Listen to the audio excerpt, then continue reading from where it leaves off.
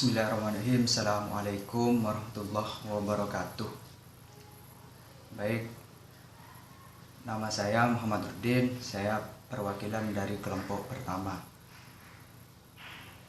Di sini saya akan mempresentasikan materi ilmu logika di hari yang penuh barokah ini. Semoga dosen pengampu beserta teman-teman dapat memahami apa yang saya paparkan. Langsung saja ke materi.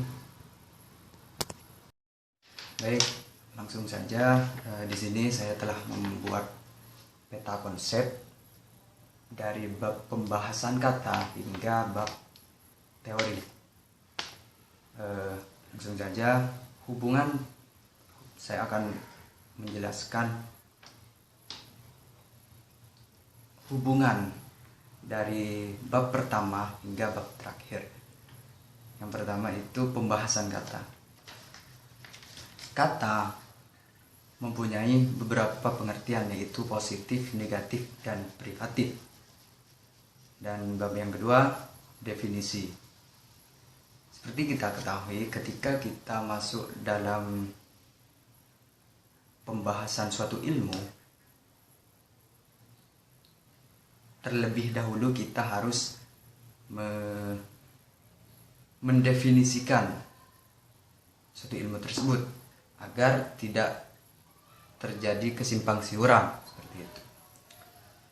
Hubungan bab pembahasan kata dan definisi itu sangat erat hubungannya. Sebab ketika kita mendefinisikan suatu bab, suatu ilmu, itu kita harus membahasnya dengan kata-kata yang tepat sehingga tidak menimbulkan kesalahpahaman seperti itu. Terima kasih. Baik, bab selanjutnya yaitu klasifikasi. Klasifikasi merupakan pengelompokan dari kalimat, dari beberapa kalimat dengan kalimat yang bisa dikelompokkan. Contoh ya, kita mengklasifikasi sebuah buah.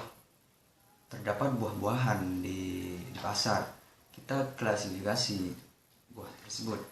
Kita sesuaikan dengan persamaannya, seperti buah jeruk itu diklasifikasikan dengan buah jeruk. Dan buah apel itu diklasifikasikan dengan buah apel. Jadi klasifikasi itu pengelompokan sesuatu sesuai dengan persamaannya. Contoh itu ya. Dan bab yang selanjutnya yaitu tentang proposisi. Proposisi sendiri itu merupakan unit terkecil dari pemikiran yang mengandung maksud sempurna. Jadi hubungan dari klasifikasi dan proposisi itu saling berhubungan. Tentu dalam suatu subdisiplin ilmu itu setiap bab yang terdapat dalamnya itu saling berhubungan seperti itu. Dan proposisi sendiri itu adalah suatu pernyataan yang dapat dinilai benar dan salahnya seperti itu. Materi selanjutnya yaitu oposisi. Oposisi merupakan relasi antara hubungan oposisi dan pernyataan. Selanjutnya yaitu bab pernyataan yang sama.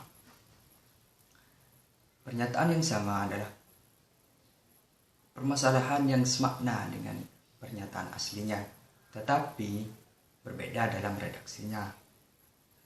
Oposisi dan pernyataan sama itu sangat berhubungan tentunya.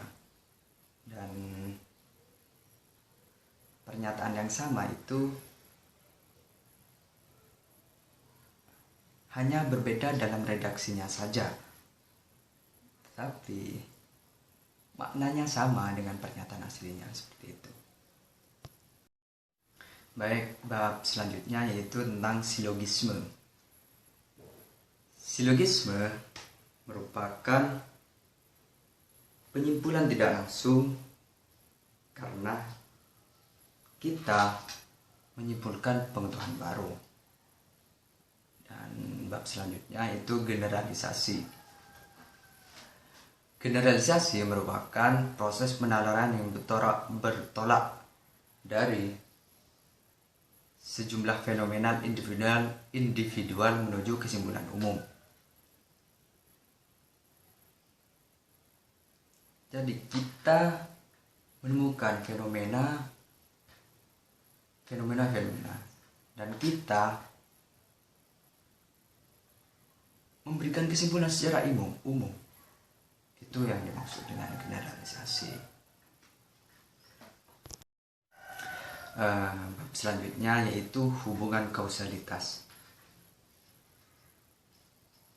Sejak zaman dahulu, manusia telah percaya dengan hubungan kausalitas ini. Mereka berkesimpulan bahwa suatu peristiwa itu berhubungan dengan peristiwa yang lain. Artinya, peristiwa ini disebabkan oleh peristiwa sebelumnya, seperti itu. Hubungan kausalitas sendiri itu artinya peristiwa yang satu dengan yang lainnya saling berhubungan. Dan bab yang selanjutnya bab analogi. Analogi adalah suatu peristiwa menuju peristiwa yang lain yang sejenis. Artinya kita bisa menganalogikan suatu peristiwa itu dengan peristiwa lainnya ketika mirip dengan peristiwa-peristiwa yang lain, seperti itu. Kita dapat menganalogikan suatu peristiwa tersebut. Bab yang selanjutnya tentang penjelasan. Penjelasan merupakan sekelompok proposisi yang menerangkan suatu fakta dengan keterangan. Itu dapat disimpulkan secara logis. Artinya, penjelasan ini memberikan suatu keterangan berdasarkan fakta, sehingga tidak ada kesalahan informasi, seperti itu. Bab yang terakhir yaitu teori.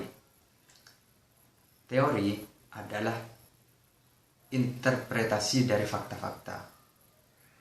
Artinya, ketika kita menemukan suatu fakta dan kita menjadikan fakta tersebut sebagai teori, dan itu ada dalam ilmu logika. Ketika teori itu tak sesuai dengan fakta, itu bukan teori.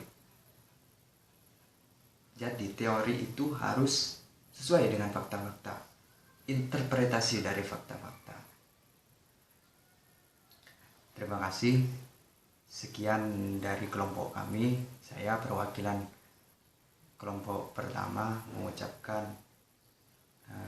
mohon maaf apabila ada kesalahan baik dari segi penyampaian ataupun dalam hal lain.